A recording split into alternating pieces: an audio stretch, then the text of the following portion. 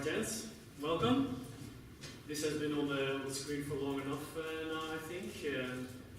I'm a developer at Monetas. Monetas is the startup behind, or actually started by the author of Open Transactions.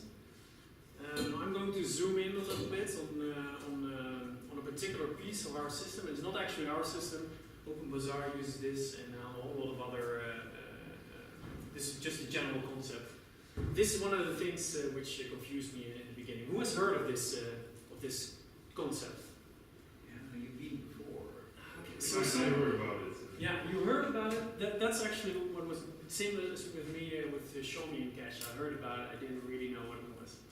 Ricardian contracts is actually really easy, and I think it helps understanding the entire crypto finance field. So my name is Aarts. I work for Monetas, as I mentioned. And I'm going to hopefully elucidate this Ricardian contract concept for you guys. Alright, a little bit about Monetas. Monetas is a startup behind Open Transactions. It's founded by and partially funded by Chris Odell, the original founder of Open Transactions. And we talked about, I talked about this during lunch with several of you.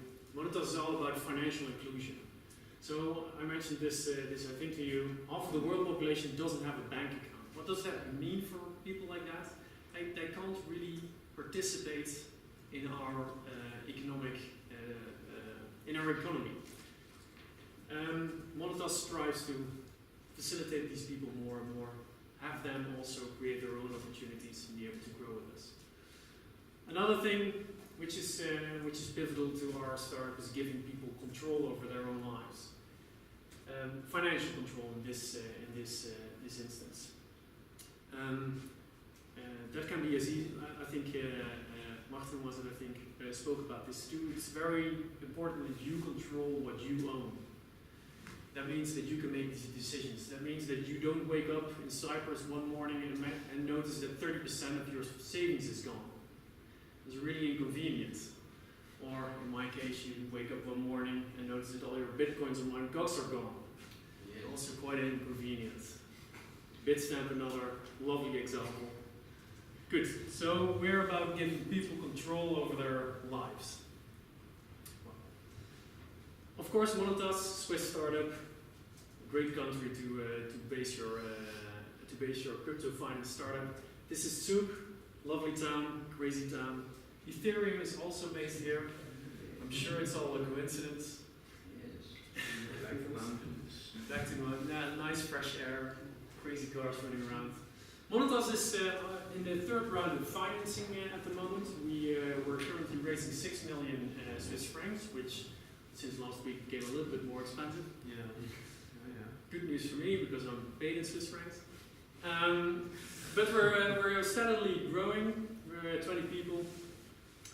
These two guys actually founded Monetas. On the left is Chris, on the right is Johan. Two very inspirational speakers that have brains like planets. I'm still reeling when I occasionally go there. It's hard to take in. Growing like crazy. Okay, but first, we now know who I am, we now know who Monetas is, but who is Ricardian contracts? The first thing when I read this term, I was like, who is this chap? Who's this fella? Well, this is an English economist from the beginning of the 19th century. Most famous for my favorite law is the law of diminishing returns. So one unit of input, increasing units of input, increasingly decreasing output, marginal output. I think the same road you build here in Amsterdam doesn't yield as much advantage if you build that same road in Kenya, for example, or Congo. Somebody mentioned that earlier. Good stuff. Economists here under us? Any economists? Comparative advantage, that was new for me. Not figured out properly. This is apparently his biggest contribution. This, in a nutshell, as how I understood it, this means that produce only what you produce best and trade for the rest. Alright, enough about this David guy. So, what is the problem we're trying to solve here? We're trying to, we mentioned earlier that Monetas is all about giving you more control over your own life. That's about proving independently what you own. And contracts usually do that, right? Proving independently what you own. That's the problem we're trying to solve here. So ownership comes usually from a transaction. And a transaction is an agreement between a couple of parties, right? In the government takes ownership or something. Yeah, still, yeah. It's not an agreement between parties. Yeah, well, you agree to live in that country. Maybe it's an implicit agreement. But this is a contract between you and the government. Yeah. The social contract was never signed. Signed it, but they enact laws. Yeah, but you still live here. But you're right. You're right, absolutely. It's an interesting discussion. But usually, if everything goes right, you do it like this, right? You have ownership, you come to an agreement for a transaction, and that agreement can be described in a contract. That's the preferred way of doing things, right? If you sell your house, you go to a notary and you draft up a contract, and you both sign this thing. A contract usually has two things in it. You put in there with whom this contract is. It's between you and me, or between you and your government. And the contract tells you what this agreement is all about. Contracts are hard. It's pretty hard to describe even the simplest things more often. The original paper of Ricardian contracts actually has a very striking example. They say if you make a contract about dollars seems quite clear, right? A dollar is a dollar. It's one of these crazy notes, this monopoly money they pay over with in America. And actually, if you look at the definition of the dollar, there are actually three definitions of this dollar: a cash dollar, a next day dollar, and a present day dollar. And it's all encoded in some ISO standard. So it's not as easy as it seems to describe what you're transacting about. So contracts, more often than not, are quite tedious. Are laborious to, I don't have to tell you, you know all about it, you're a lawyer, right? Yes. So it's a lot of work creating it. You pay this chap a lot of money to do this for you. It's laborious. Nice lady. Yes, you have one of those? Contracts are very laborious to draft, and they're very tedious to read. I'm a freelancer, so I always sign a contract with my employer. And it's not always that I read this contract to the letter. I have these pages and pages of contracts, so I just get the gist of it. Yeah, it's okay. Tedious. I don't really want to. I want to get the work right. I want to write code. I want to do stuff, not go through all this contracting stuff. So that means that. We usually don't bother with contracts. So we bother with a contract if a large thing is at stake. Maybe selling a share of your company. Maybe buying a home. Maybe a car. Before a loaf of bread, you're definitely not going to draw up a contract. That's just ridiculous, right? It's silly. So most of the time, you're more or less reduced to promises. I give you this money and I get this loaf of bread. Or I do this for you, and then I might get that back. So it's based on trust. Trust is good. What's the other one? Verify is better. So most of the time, you're reduced to promises. You don't actually have this legal document which states what the transfer, what the agreement really was. Or worse yet, you don't transact at all. You don't transact at all, and that I think is the saddest part. I mean. There was an actual supply, there was an actual demand, but these people do not come to an agreement. They don't, because the friction of this transaction is just too high. The risk is too high. You really would like to draw up a contract, but you don't because it's tedious and laborious. You need to read all this stuff and annoying. So you don't transact at all. A real economic loss. that's tragic. Ricardian contracts are contracts made easy. Ricardian contracts are really trivial, to be honest. Ricardian contracts have, well, mainly, I'm glad nobody knows this very exactly. There are some other side things. These are the main characteristics a Ricardian contract should have. A Ricardian contract should be self-contained. Everything should be there. It should be readable by humans. It should be readable by machines. And it should be signed. That's it. If anything from this presentation, take away this sheet. Ricardian contracts are self-contained, readable by humans, readable by machines, signed. That's it. If you remember this, my job is done here. Alright, good. So, self-contained. Why is this important? Right. Why are they called Ricardian? Did he come up with this? Yeah, I sort of came up with this. Oh, okay. But actually the chaps who wrote up the original paper about this, I think it was first half of 2000, they created an elaborate system of financial transactions and that sort of stuff. And they called that their Ricardian transaction something. It sounds good. Sounds good, right? Yeah, but that's a name they gave it, and that's more or less a derivative from their original system. So it's not particularly Ricardian. David Ricardo didn't come up with this thing, but it's part of this system. That's very much. So self-contained. Why is this important that something is self-contained? It's critical to remember that we want to make contracts as easy as possible. We want to make the contracts as frictionless as possible. We want to transact all the time.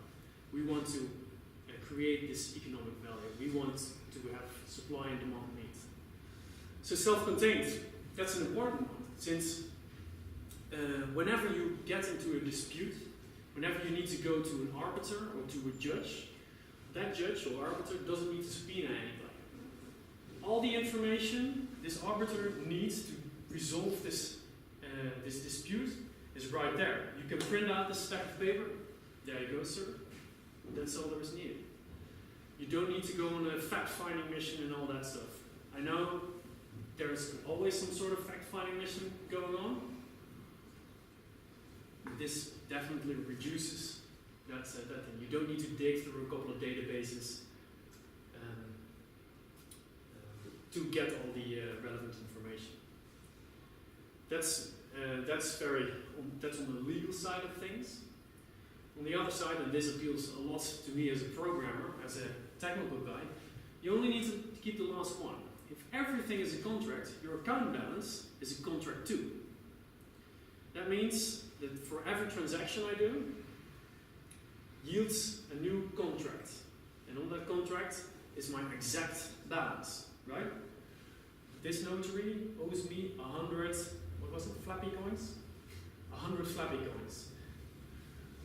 And that's it. That's the last contract there is. I only need this contract to prove what my balance is. All the other things, what was before that, I can chuck away.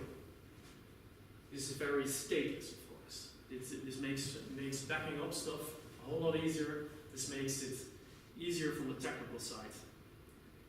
Again, making it easier, making it less frictionful.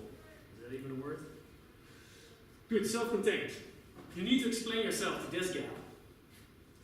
You need to explain yourself to a judge. It needs to be human readable. If I have my contract drawn up in some proprietary binary format for which you need reader XYZ version 4.3.x, that's not going to fly. Again, reducing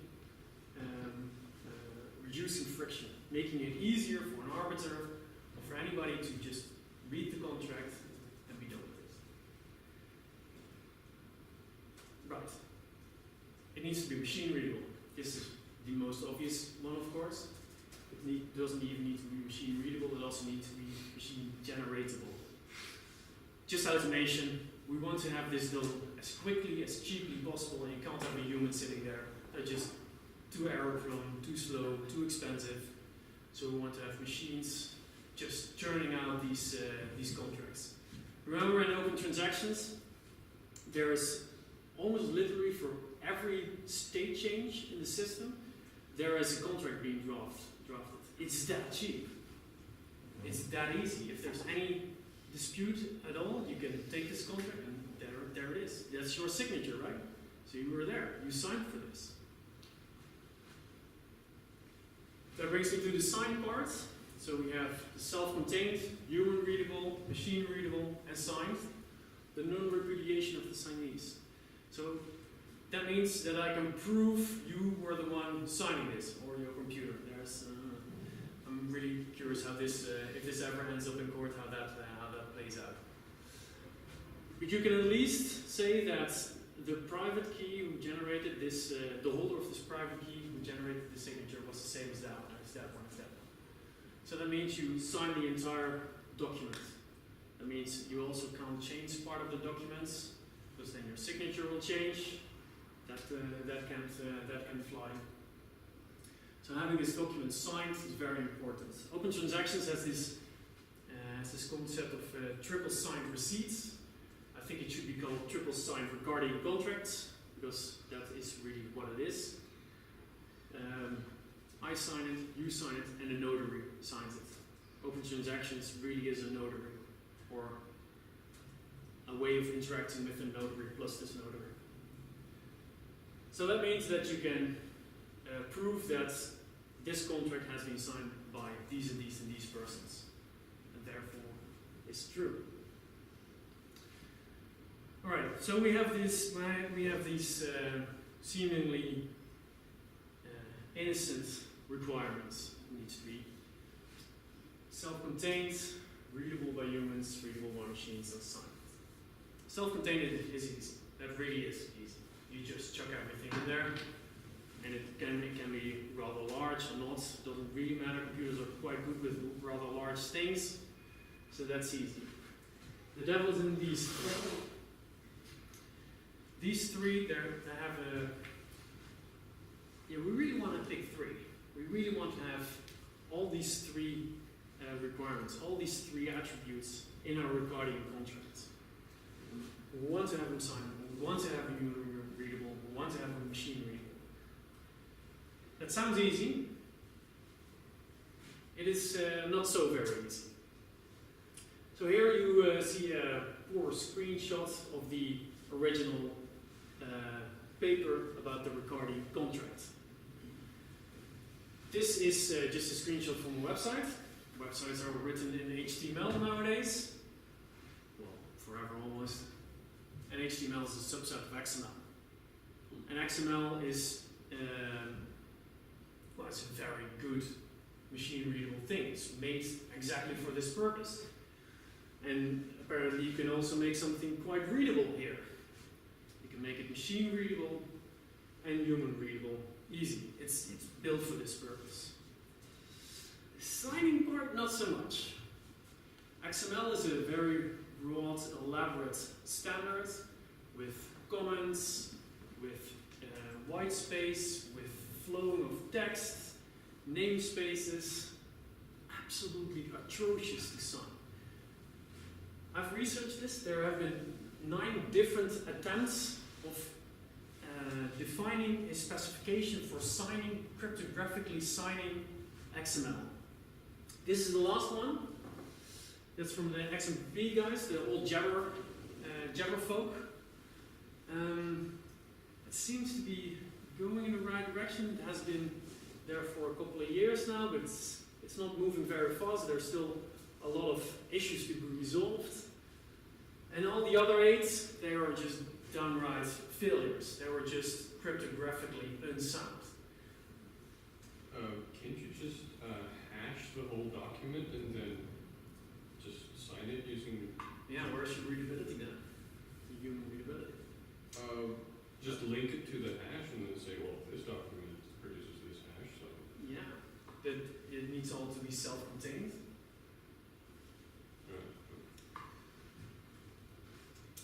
It's not as easy as it sounds, unfortunately. At the moment, Open Transactions uses one of these, OpenPGP, some OpenPGP standard, and yep. So you want kind of like a YAML for conference.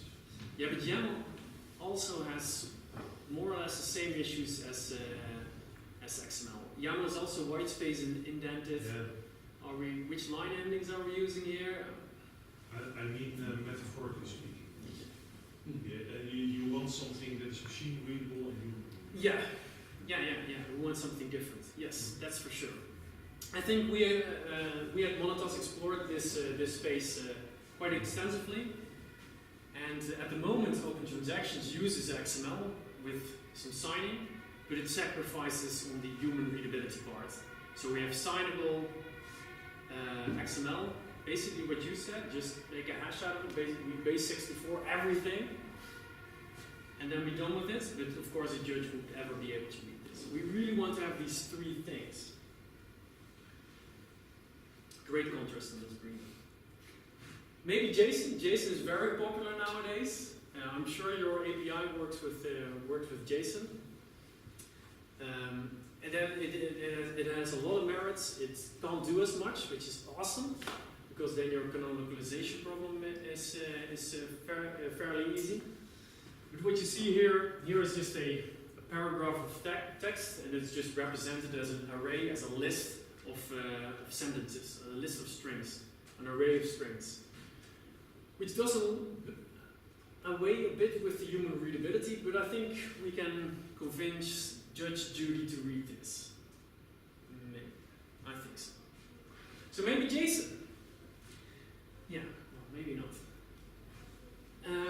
Signing JSON, there has been less effort to do this, to be honest. But signing JSON more or less runs into the same issues as signing XML. What you see here is a OpenBazaar contract. This is a proposal OpenBazaar is intending to use. And what you see here is a signed piece of JSON. And I just signed the entire thing. So here on top you have a header which declares this stuff is going to be signed. On the top you have this blob of nonsense which contains a signature. This has several issues.